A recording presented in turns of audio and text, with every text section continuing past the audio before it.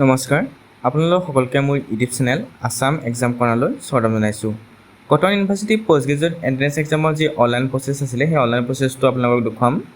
Online আবেদন কৰিবৰ কাৰণে কটন ইউনিভাৰ্চিটি অফিচিয়েল ৱেবছাইটত অহাৰ পিছত এডমিশ্যন 2026-27 ক্লিক কৰাৰ পিছতে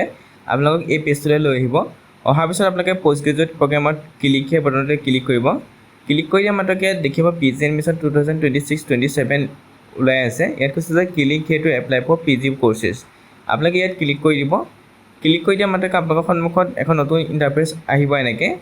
আপোনালোকক যিটো শৰ্মা পৰ্টেল আছে কটন ইউনিভাৰ্চিটি শৰ্মা পৰ্টেললৈ লৈ আহিব। ইয়াত আপোনালোকে দেখিব post graduate admission 2026 cotton university. ইয়াত আপোনালোকৰ এইখিনি দিয়া আছে, নটিচখিনি আপোনালোকে ইয়াত চাব পাৰে। ইয়াত সকলো দিয়া আছে। প্ৰথমে আপোনালোকে ৰেজিষ্টাৰ বটনটো দেখিছে যে যিটো ৰেজিষ্টাৰ বটন আছে তাতে আপোনালোকে ক্লিক কৰিব। ক্লিক কৰাৰ পিছত আপোনালোকৰ ইয়াত আপোনাক ক্লাছ 10ৰ মাৰ্কশ্বিটৰ মতে আপোনালোকৰ নামখিনি দিব লাগিব বুলি কৈছে। গতিকে আপোনালোকৰ ৰেজিষ্টাৰ এপ্লিকেণ্ট ফুল নেম আপোনাৰ নামটো ইয়াত দিব, যি আপোনাৰ ক্লাছ 10ৰ মতে আছে তাত যেনেকৈ আছে তেনেকৈ দিব। ডেট অফ বাৰ্থটো দিব, এপ্লিকেণ্ট ইমেইল এটা দিব, ৰিএণ্টাৰ এপ্লিকেণ্ট ইমেইল এড্ৰেছ কৰিব, আপোনাৰ নিজৰ ইমেইল আইডিটো ৰিএণ্টাৰ কৰিব, এটা পাছৱৰ্ড দিব, ৰিএণ্টাৰ পাছৱৰ্ড কৰিব, মোবাইল নম্বৰ দিব, ৰিএণ্টাৰ মোবাইল নম্বৰ কৰিব, কেপচা কোডটো দি ৰেজিষ্টাৰ কৰিব। তাৰপিছত আপোনালোকৰ যি মেইল আছে বা মোবাইল নম্বৰ আছে মোবাইললৈ আপোনালোকৰ OTP যাব। OTP যোৱাৰ পিছত সেই OTP দি আপোনালোকে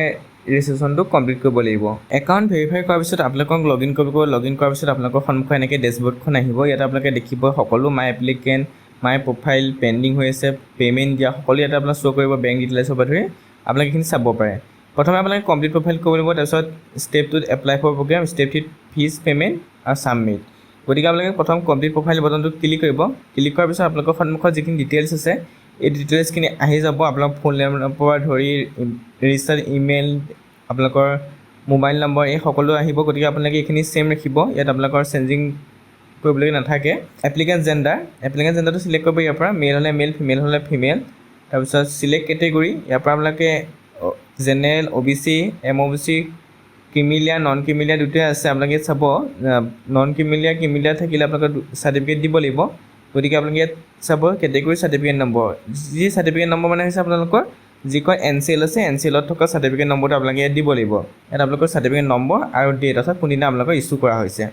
গতিকে আপোনালোকক এইখিনি কেটেগৰী দিব। যদি আপোনালোকৰ SC হয়, SC হ'লে আপোনালোকৰ SC চাৰ্টিফিকেটখন দিব লাগিব। যিখন আপোনাৰ কাষ্ট চাৰ্টিফিকেট আছে SC ST তেওঁলোকৰ সেই চাৰ্টিফিকেটখনৰ নাম্বাৰ দিব লাগিব। কিন্তু OBC ক্ষেত্ৰত MOBC ক্ষেত্ৰত NCLৰ চাৰ্টিফিকেট দিব লাগিব। গতিকে এইখিনি আপোনালোকে দিব। তাৰপিছত মেৰিটেল ষ্টেটাছটো চিলেক্ট কৰিব ইয়াৰ পৰা। তাৰপিছত ব্লাড গ্ৰুপটো চিলেক্ট কৰিব। তাৰপিছত চিটিজেন অফ ইণ্ডিয়া হয় নহয় এইখিনি দিব। তাৰপিছত ৰিলিজিয়নটো চিলেক্ট কৰিব, নিজৰ ৰিলিজিয়ন এইখিনি আপোনালোকে দিব। দিয়াৰ পিছত প্লেচ অফ বাৰ্থ ডিটেইলছত আপোনালোকে কাণ্ট্ৰি চিলেক্ট কৰিব ইণ্ডিয়া বুলি, তাৰপৰা ষ্টেট চিলেক্ট কৰিব আছাম, তাৰপৰা নিজৰ ডিষ্ট্ৰিক্টটো আপোনালোকে চিলেক্ট কৰিব। ইয়াৰ পৰা আপোনালোকৰ যি ডিষ্ট্ৰিক্ট হয় ইয়াত আপোনালোকে সকলো ডিষ্ট্ৰিক্ট পাই যাব আছামৰ। তাৰপিছত ভিলেজ টাউন অৰ্থাৎ আপোনাৰ গাঁওখন নামটোও দিব, গাঁওখন কি হয় এই উল্লেখ কৰিব। তাৰপিছত আহিলে ফেমিলি ডিটেইলছ, মাৰ নামটো উল্লেখ কৰিব লাগিব। ইয়াত আপোনাৰ ষ্টাৰ মাৰ্ক দি আছে, মাৰ নামটো উল্লেখ কৰিব। মাৰ নামটো মিছ নলগাব, ইয়াত আপোনালোকে সম্পূৰ্ণ নামটো লিখিব। তাৰপিছত মোবাইল নম্বৰ থাকিলে দিব পাৰে, নাথাকিলে নাই, ইয়াত আপোনালোকৰ মেণ্ডেটৰী নহয়। ফাদাৰ নেমটো দিব, ফাদাৰ নেমটো উল্লেখ কৰিব। ইয়াত আপোনালোকে মিষ্টাৰ মিছ যি হয় দিব, মিষ্টাৰ মিছ বুলি নলগাব, খালী নামটো দিব। মোবাইল নম্বৰটো দিব, ইমাৰ্জেঞ্চি মোবাইল নম্বৰটো দিব। তাৰপিছত ঘৰৰ ফেমিলি ইনকাম কৰিছে, student whose parental annual income less than 4 lakh will be eligible for the Assam gov free waiver scheme. অৰ্থাৎ যাৰ ইনকাম 4 লাখতকৈ তলত ঘৰৰ তেওঁলোক কি হ'ব ফ্ৰী ৱেইভাৰ পাব, অৰ্থাৎ ফ্ৰীকৈ এডমিশ্যন পাব। গতিকে এইটো আপোনালোকে দিব। তাৰপিছত ইমাৰ্জেঞ্চি কণ্টেক্ট নম্বৰ দিয়াৰ পিছত আহিলে আপোনালোকৰ কটন ইউনিভাৰ্চিটিৰ registration details. Have you enroll in Cotton University before, আগতে আপুনি কটন ইউনিভাৰ্চিটিত পঢ়িছে নেকি? যদি পঢ়িছে আপোনালোকে ইয়াৰ পৰা য়েছ ক'ব। য়েছ ক'লে কটন ইউনিভাৰ্চিটিৰ যি enrolment ID, Cotton University department, program registered BA BSc কি পঢ়িছিলে সেইটো উল্লেখ কৰিব। তাৰপিছত যি কোনটো বছৰত আপুনি এডমিশ্যন লৈছিলে কটন ইউনিভাৰ্চিটি সেইটো উল্লেখ কৰিব। এইখিনি আপোনালোকে উল্লেখ কৰিব যদি য়েছ দিয়ে। নোৱাৰিলে আপোনালোকে একো দিব নালাগে। আদাৰ কেটেগৰী কোৱাটাত আহিব আপোনালোকৰ পাৰ্চন উইথ বেঞ্চমাৰ্ক ডিচেবিলিটি হয় নেকি, ইয়াত হ'লেই এপ্লিকেবল দিব, নহ'লে নট এপ্লিকেবল দিব। চিলড্ৰেন এইখিনি আপোনালোকে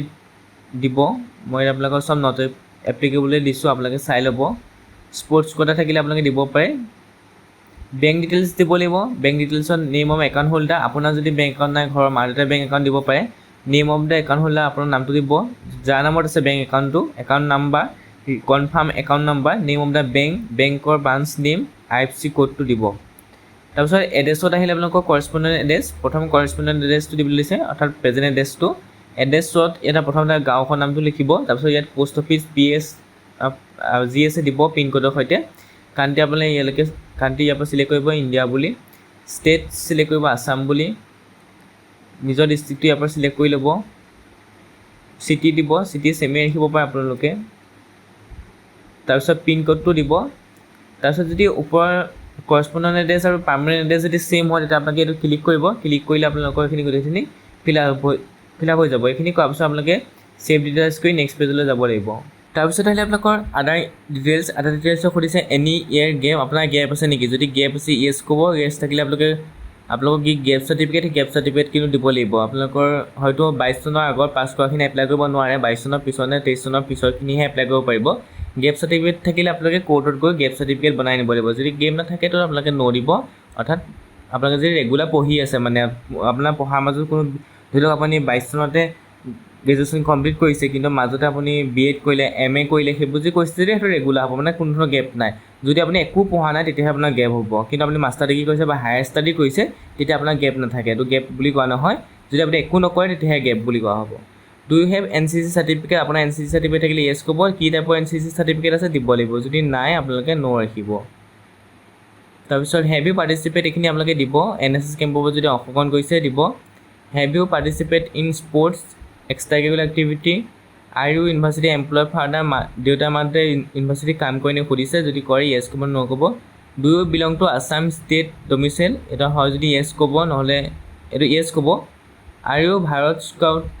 এইটো স্কাউট গাউটৰ অংশগ্ৰহণ সুধিছে তো হ'লে ইয়েছ ক'ব নহ'লে ক'ব do you want to apply for hostel আপুনি হোষ্টেলৰ কাৰণে এপ্লাই কৰিব বিচাৰে নেকি যদি বিচাৰি ইয়েছ ক'ব নহ'লে ন ক'ব এইটো আপোনালোকে ন ক'ব তাৰপিছত মিছকণ্ডাক্টৰ কাৰণে আপোনাক পানিছমেণ্ট দিয়া হৈছে নেকি যদি হয় বুলি দিব কৰ্ট অফ ল' আপোনালোকে ভাঙিছে নেকি এইখিনি দিব নহ'লে আপোনালোকে ৰাখি দিব তেনেকৈ লেংগুৱেজ কি জানে আপোনালোকে টিক কৰি দিব যদি ৰাইটিং স্পিকিং দুইটাই কৰিব জানে তেতিয়াহ'লে আপোনালোকে টিক মাৰ্ক দি গৈ থাকিব লাগিব ইয়াত গতিকে আপোনালোকে দিব তাৰপৰা আদাৰ লেংগুৱেজৰ ক্ষেত্ৰত আপোনালোকে আছামিজ ভৰাব পাৰে বা যদি বেলেগ ভাষাও জানে সেইখিনিও দিব পাৰে এনেকৈ আদাৰ লেংগুৱেজ 2 দিব পাৰে এনেকৈ দিয়াৰ পিছত আপোনালোকে ছেভ এণ্ড নেক্সট বুটানত ক্লিক কৰিব ছেভ এণ্ড নেক্সট বুটানত সেইখিনি সুধিব শুদ্ধ হৈছে নাই শুদ্ধ হ'লে আপোনালোকে প্ৰচিড টু নেক্সট বুটানত ক্লিক কৰিব ইয়াত আহিলে আপোনালোকৰ আপলোড ফটো আপলোডৰ ক্ষেত্ৰত 500 KBতকৈ বেছি হ'ব নালাগিব ফটোবিলাক ফটো দিব লাগিব 10 পৰা 500 KB ভিতৰত ছিগনেচাৰ 10 পৰা 500 KB ভিতৰত ইনকম চাৰ্টিফিকেট বা ration card for eligible Assam gov free ৱেবাৰ স্কিম যিসকলৰ ইনকম চাৰ্টিফিকেট নাই তেওঁলোকে ৰেচন কাৰ্ড আপলোড কৰিব পাৰে যদি আপোনালোকৰ ইনকম চাৰ্টিফিকেটখন নাই তেতিয়া আপোনালোকৰ ঘৰৰ যি ৰেচন কাৰ্ড আছে যিকোনো ৰেচন কাৰ্ডেই হ'লে হ'ল ইয়াৰ কোনো কথা নাই PSH বা যিয়ে নহওক APL BPL যি ৰেচন কাৰ্ডেই নহওক আপোনালোকে যিকোনো এখন ৰেচন কাৰ্ড আপলোড কৰি দিলে হ'ল ঘৰৰ ৰেচন কাৰ্ড হ'লেই হ'ল আপোনালোকে আপলোড কৰি দিব যদি ইনকম চাৰ্টিফিকেট নাই তাৰপিছত upload domicile certificate address proof অৰ্থাৎ আপোনাৰ ঘৰৰ এড্ৰেছ প্ৰুফৰ কাৰণে আপুনি PRC দিব পাৰে নহ'লে আপুনি যি আধাৰ কাৰ্ড আছে আধাৰ কাৰ্ডো দিব পাৰে কাৰণ আধাৰ কাৰ্ডত আপোনাৰ এড্ৰেছটো লিখা থাকে গতিকে আপোনালোকে আধাৰ ক্ষেত্ৰত ডমিচাইল চাৰ্টিফিকেটৰ ক্ষেত্ৰত বা এড্ৰেছ প্ৰুফৰ ক্ষেত্ৰত আপোনালোকে আধাৰ কাৰ্ডখন দিব পাৰে এনেকৈ দিয়াৰ পিছত আপোনালোকে প্ৰফাইলটো লগ কৰিব আপলোড কৰাৰ পিছত আপোনালোকৰ ফাইনেল প্ৰিভিউ আহিব প্ৰিভিউত আপোনালোকে ভালদৰে চাব ফৰ্মখন এবাৰ কিন্তু প্ৰফাইলটো লগ কৰাৰ পিছত আপুনি এডিট কৰিব নোৱাৰে গতিকে ভালদৰে এবাৰ চাই ল'ব চাই লোৱাৰ পিছত আপোনালোকে প্ৰফাইলটো লগ কৰিব লগ কৰাৰ পিছত আপোনালোকে প্ৰগ্ৰেম এপ্লাই কৰিব লাগিব প্ৰফাইল লগ কৰাৰ পিছত আহিলে আপোনালোকৰ এপ্লাই ফৰ এ প্ৰগ্ৰেম আপোনালোকে দেখিব এপ্লাই ফৰ প্ৰগ্ৰেম বটনটোতে ইয়াত আপোনালোকে ক্লিক কৰিব এপ্লাই ফৰ প্ৰগ্ৰেম বটনটো ক্লিক কৰাৰ পিছত আপোনালোকৰ ইয়াত আহিব মাষ্টাৰ প্ৰগ্ৰেম দেখিছে ইয়াত আপোনালোকে প্ৰগ্ৰেমটো চিলেক্ট কৰিব ইয়াৰ পৰা এইটো চিলেক্ট কৰি ল'ব তাৰপিছত প্ৰগ্ৰেমটো চিলেক্ট কৰিব master of arts master of commerce master of computer application master of law master of library information master of ছায়েন্সৰ ক্ষেত্ৰত environmental biology wild life science master of ছায়েন্সৰ ক্ষেত্ৰত মলিকুলাৰ বায়'লজি এণ্ড বায়'টেকনলজি অৰ্থাৎ আপোনালোকৰ যিবোৰ normal course আছে যিবোৰ traditional course আছিলে সেইবিলাকৰ কাৰণে এইবিলাক এণ্ট্ৰেঞ্চ এক্সাম পতা নাই বা সেইবিলাকৰ এডমিশ্যন কেনেকৈ হয় সেইটো কথাও উল্লেখ কৰা নাই তেওঁলোকৰ কিছু কাৰণত তেওঁলোকৰ সেই প্ৰচেছবিলাক আৰম্ভ কৰা নাথাক যিবিলাক নৰ্মেল আমাৰ মাষ্টাৰ ডিগ্ৰী আছিলে সেইবিলাকৰ কাৰণে আপোনালোকৰ এণ্ট্ৰেঞ্চ এক্সাম পতা নাই ইতিমধ্যে মই সেই বিষয়ে ভিডিঅ' জনাইছোঁ আপোনালোকক কিয় বুলি দিয়া নাই গতিকে আপোনালোকে যিবিলাক অপেন কেটেগৰীত থাকে যেনেকৈ আপোনালোকৰ ছায়েন্স আৰ্টছ চফলৰ পৰা হ'ব পাৰে বা ছায়েন্সৰ বিশেষ কিছুমান বেকগ্ৰাউণ্ড থাকিলে এপ্লাই কৰিব পাৰে সেইবিলাকৰ কাৰণে এৰ্লি এণ্ট্ৰেঞ্চ এক্সাম পাতিছে বাকীবোৰৰ কাৰণে পতা নাই গতিকে আপোনালোকে যিকোনো এটা দিব পাৰে ইয়াত মই এনভাইৰমেণ্টেল ছায়েন্স বা বায়'লজি এনভাইৰমেণ্টেল বায়'লজি বা ৱাইল্ড লাইফ ছায়েন্সৰ কাৰণে দিছোঁ ডিপাৰ্টমেণ্টটো হ'ব আপোনালোকৰ ৱাইল্ড লাইফ বায়'লজি ডিপাৰ্টমেণ্ট বা environmental biology and wild life science এটা আপোনালোকৰ এলিজিবিলিটি ক্ৰাইটেৰিয়াটো কি কৈছে শুনিছোঁ bachelor degree from recognised university candidate who have appearing qualifying examination 2026 R also' eligible to apply গতিকে আপোনালোকে ষ্টাৰ্ট এপ্লিকেশ্যন বটনটো ক্লিক কৰিব ক্লিক কৰাৰ পিছত আপোনালোকৰ আকৌ সুধিব ইয়াত আপোনালোকৰ এক্সাম চেণ্টাৰ সুধিছে প্লিজ লিক ইয়ৰ CPG 2026ৰ এক্সাম চেণ্টাৰ অৰ্থাৎ আপুনি এক্সামটো ক'ত দিব অকল এটাই আছে সেইটো গুৱাহাটী কটন ইউনিভাৰ্চিটিত আপোনালোকে এক্সামটো দিবহি লাগিব অৰ্থাৎ বেলেগে কোনো ধৰণৰ কটন ইউনিভাৰ্চিটি এক্সাম চেণ্টাৰ নিদিয়ে কটন ইউনিভাৰ্চিটি নিজৰ ইউনিভাৰ্চিটিতে আহি পেলাই আপোনালোকে এক্সামটো দিবহি লাগিব ৰিজিউম এপ্লিকেশ্যন কৰিব এপ্লিকেশ্যন কৰাৰ পিছত ইয়াত আপোনালোকৰ এলিজিবিলিটি ক্ৰাইটেৰিয়াটো আকৌ দি দিছে আপোনালোকে ক্লিক কৰিব লাগিব যে আপোনাৰ সেইটো এলিজিবিলিটি ক্ৰাইটেৰিয়া আছে বুলি আপোনালোকে ক্লিক কৰিব লাগিব সেইকাৰণে আপোনালোকক কৈছে যে ৰিড ইনফৰ্মেশ্যন বুলেটিনখনক পঢ়িবলৈ কৈছে আপোনালোকক তাৰপিছত ক্লাছ 10ৰ পাছিং এটো দিব ইয়াৰ পৰা চাই পেলাই পাছিং এটো দিব তাৰপিছত আপোনালোকৰ ক্লাছ 10ৰ পাৰ্চেণ্টেজটো দিব কিমান পাৰ্চেণ্টেজ পাইছিলে এইখিনি দিব ক্লাছ 10ৰ ডিভিজনটো দিব তাৰপিছত আপোনালোকৰ ক্লাছ 10ৰ স্কুলখনৰ নামটো দিব ক্লাছ 10ৰ বৰ্ড দিব তাৰপিছত ইয়াত আপোনালোকৰ 6টা ছাবজেক্ট আপোনালোকে লিখি দিব লাগিব সম্পূৰ্ণকৈ গতিকে আপোনালোকে 6টা ছাবজেক্ট যি লৈছিলে আপোনালোকৰ ক্লাছ 10ত সেইটো উল্লেখ কৰিব আপোনালোকৰ ঐচ্ছিক বিষয়লৈকে তাৰপিছত ক্লাছ 12ৰ তেনেকৈ ক্লাছ 12 পাছ কেতিয়া গৈছে দি দিব মই ইয়াত দেখুৱাবৰ কাৰণে দেখুৱাইছোঁ আপোনালোকক ইয়াৰ পাৰ্চেণ্টেজটো দি দিব তাৰপিছত পাৰ্চেণ্টেজ দিয়াৰ পিছত আহিলে আপোনালোকৰ ক্লাছ 12ৰ তেনেকৈ ডিভিজনটো দিব তাৰপিছত ক্লাছ 10ৰ বৰ্ড বা ইউনিভাৰ্চিটি কি আছাম হাই ছেকেণ্ডেৰী থাকে ক্লাছ 12ৰ ইনষ্টিটিউশ্যনখন নাম দিব কলেজখন নাম দিব বা স্কুলখন নামটো দিব ইয়াতো আপোনালোকৰ 6টা ছাবজেক্ট আপোনালোকে লিখিব লাগিব মই 2টা ছাবজেক্ট লিখি দিছোঁ আপোনালোকে সম্পূৰ্ণকৈ ভালকৈ কিন্তু 6টা ছাবজেক্ট চবতে লিখিব ক্লাছ 10ও লিখিব ক্লাছ 12ও লিখিব গ্ৰেজুৱেশ্যনৰ ডিটেইলছ দিবলৈ আহিছে ইয়াত আপোনালোকৰ পাছ কৰিছে নে এপিয়াৰিং হৈছে যদি এপিয়াৰিং হৈছে এপিয়াৰিং বুলি দিব যদি পাছ কৰিছে পাছ বুলি দিব পাছ বুলি ক'লে আপোনালোকৰ এইখিনি দিব লাগিব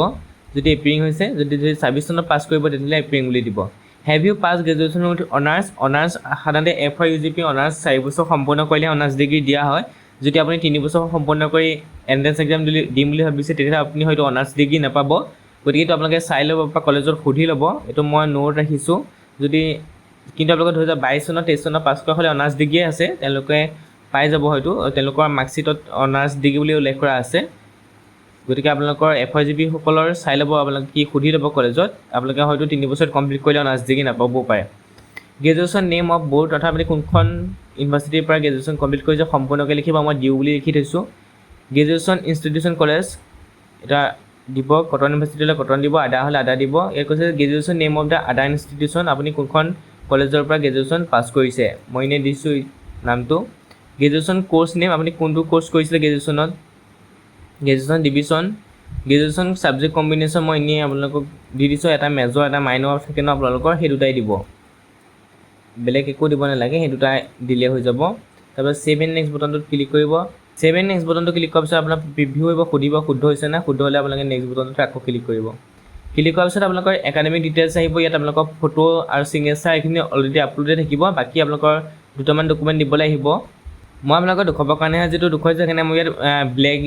ব্লেক ইমেজ আপলোড কৰি দেখুৱাইছোঁ গতিকে আপোনালোকৰ ডকুমেণ্ট আপলোড কৰি দেখুওৱা নাই ব্লেক ইমেজে দি দিছোঁ মই ইনকম চাৰ্টিফিকেট নিদিলোঁ সেইকাৰণে আপোনালোকৰ খালী জেগা আহিছে আপোনালোকে ইনকম চাৰ্টিফিকেট নাথাকিলে ৰেচন কাৰ্ড দি দিব ক্লাছ 10ৰ মাৰ্কশ্বিট দিবলৈ আহিছে ক্লাছ 10ৰ মাৰ্কশ্বিট আৰু চাৰ্টিফিকেট একেটা PDFতে আপোনালোকে আপলোড কৰিব লাগিব তেনেকৈ ক্লাছ 12ৰ মাৰ্কশ্বিট আৰু চাৰ্টিফিকেট একেটা PDFতে আপলোড কৰিব লাগিব যদি গ্ৰেজুৱেশ্যন পাছ কৰিছে বুলি উল্লেখ কৰে তেতিয়া আপোনালোকক ইয়াতে আকৌ গ্ৰেজুৱেশ্যনৰ মাৰ্কশ্বিট দিবলৈ আহিব আৰু চাৰ্টিফিকেট দিবলৈ অপশ্যন আহিব গতিকে আপোনালোকে এনেকৈ দিয়াৰ পিছত আপোনালোকৰ যি প্ৰচেছ আছে প্ৰচেছটো কমপ্লিট হ'ব এইখিনি দিয়াৰ পিছত আপোনালোকৰ প্ৰচেছটো কমপ্লিট হ'ব কমপ্লিট হোৱাৰ পিছত আপোনালোকৰ আহিব প্ৰিভিউত আপোনালোকে যি ফৰ্মখন আছে সম্পূৰ্ণ ফৰ্মখন দেখিবলৈ পাব তাত আপোনালোকে শুদ্ধ হৈছে নে চাব যদি শুদ্ধ নাই হোৱা এডিট কৰি যি ভুল হৈছে সেইখিনি শুধৰণি কৰিব তাৰপিছতে আপোনালোকে পে'মেণ্ট কৰিব পে'মেণ্ট কিমান সেইটো হয়তো মই এতিয়ালৈ গম পোৱা নাই আপোনালোকে চাই ল'ব কটন ইউনিভাৰ্চিটিৰ কাৰণে পষ্ট গ্ৰেজুৱেট এণ্ট্ৰেন্স এক্সামৰ কাৰণে কিমান পে'মেণ্ট নিৰ্ধাৰণ কৰা হৈছে সেইটো আপোনালোকে লাষ্টত গম পাব গতিকে ফৰ্মখন ফাইনেল ছাবমিট কৰাৰ আগত বা পে'মেণ্ট কৰাৰ আগত কিন্তু ভালদৰে চাই ল'ব ফাইনেল ছাবমিট পটককৈ কৰি নিদিব যদি ভুল হৈছে সেইখিনি শুধৰণি কৰি ল'ব তাৰপিছতে আপোনালোকে ছাবমিট কৰিব এনেকৈ আপোনালোকে এপ্লাই কৰিব লাগিব